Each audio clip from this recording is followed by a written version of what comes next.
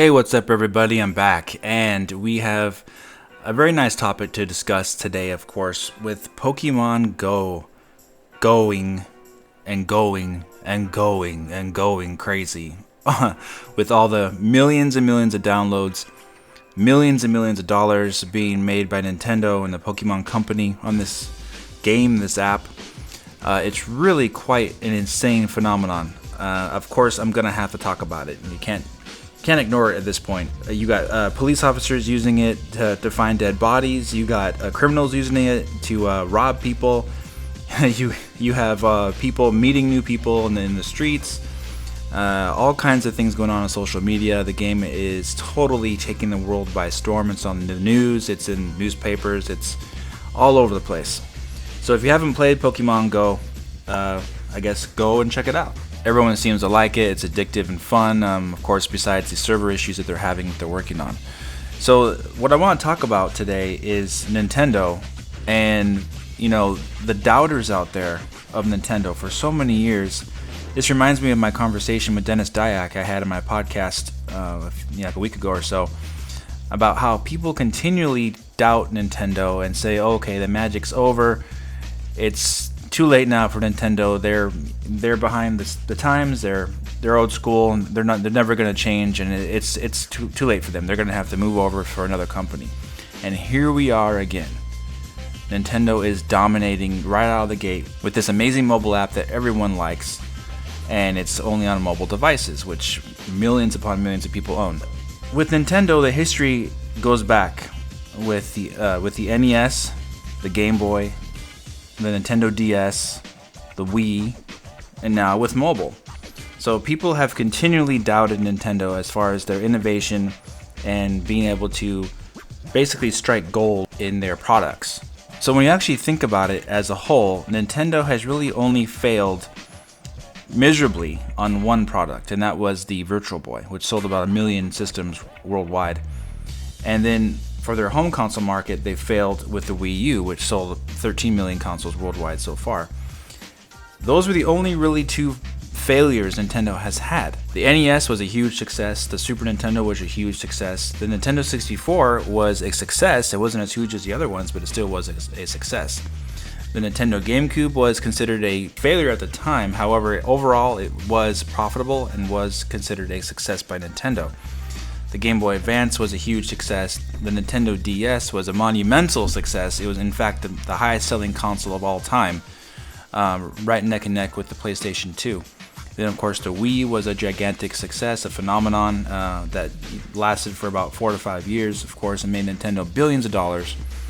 And then they had the Wii U, which didn't meet expectations because it was just a rehash of the Wii with a tablet controller. It didn't make much of an impact. Now we have 2016 with Pokemon Go, and Nintendo making a huge splash in the world of mobile apps, basically, with all kinds of people who never even played Pokemon before trying this game out and really liking it and getting all social with it and finding new friends and walking all around and finding Pokemon. And that's exactly what Nintendo wanted to do with the mobile industry. They wanted to make a game that would kind of redefine it or do it right, basically. I remember Iwata and Miyamoto had said in years past that when they do a mobile app, Nintendo wanted to do it right. So this is mobile app gaming done right, is what you're seeing with Pokemon Go. You have Clash of the Clans, you have Mobile Strike, Candy Crush, all short addictive experiences, but they don't have this lure, apparently, that Pokemon Go has. There's this new reality that has come to fruition with people that are actually going outside and finding these Pokemon with their cell phones, because using the GPS of their cell phone. It's really quite amazing. It's really brilliant, actually. And of course, the idea has been done before to a lesser extent on another app. I forgot the name, but another app did this that wasn't quite as successful. But with Pokemon, it's a perfect application for it to work. So after over 30 years of Nintendo doing these things and innovating and becoming big and making a huge impression on people's lives, people have doubted this throughout all these years that Nintendo can still do this. And yet here we are again, doing it yet again. You're seeing a phenomenon happen with this mobile app already. It's extremely obvious to me that this game is not going to just fade away like Miitomo. This is a huge game. It's already making close to $2 million a day on the app stores around the world, and it's barely even launching in Japan. So this is going to be a gigantic game. It's going to make Nintendo billions of dollars when it's all said and done. And for those of you saying, hey, but you know, this was done by the Pokemon Company, you know, they're not really Nintendo, but guess what? Nintendo owns 100% the Pokemon trademark name.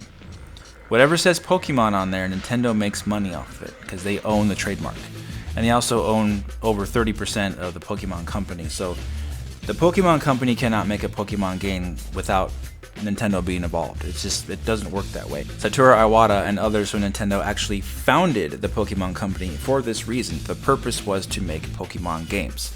Anyway, guys, for those of you that doubted Nintendo, that they could do something like this again, guess what? It happened again. It's gonna keep happening too. So stop doubting Nintendo, and you should have bought your stock in Nintendo in 2013 when the Wii U wasn't doing well. That would have been a really smart move. But hey, here we are. So guys, if you enjoyed this video, please hit that like button, subscribe, and leave me a comment, and I'll be happy to discuss more with you there. Alright, take care.